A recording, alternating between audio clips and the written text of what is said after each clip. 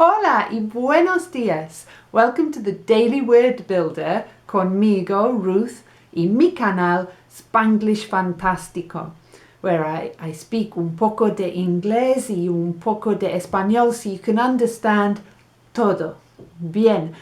This week we've been exploring the word rueda, and this is parte 3. So we're on página 246 of the Language Learning Journal. We need to look at una silla de ruedas. Ruedas.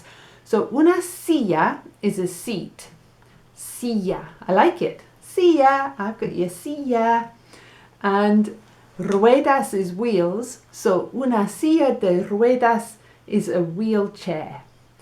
Y existen varios tipos de sillas de ruedas. Por ejemplo, hay sillas de ruedas manuales impulsadas por las personas que las usan.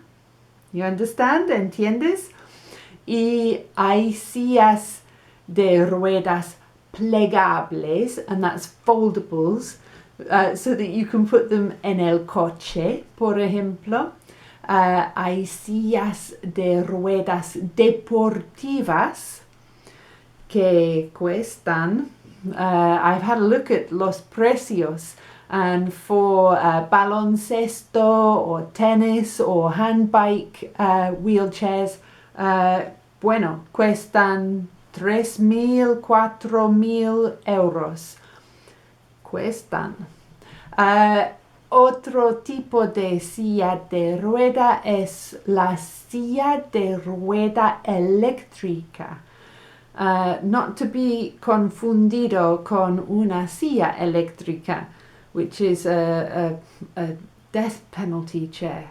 Bueno, una silla de ruedas eléctricas puede ser controlada with a joystick or even hasta con la boca. Está bien para que las personas que no pueden andar pueden moverse. Sí.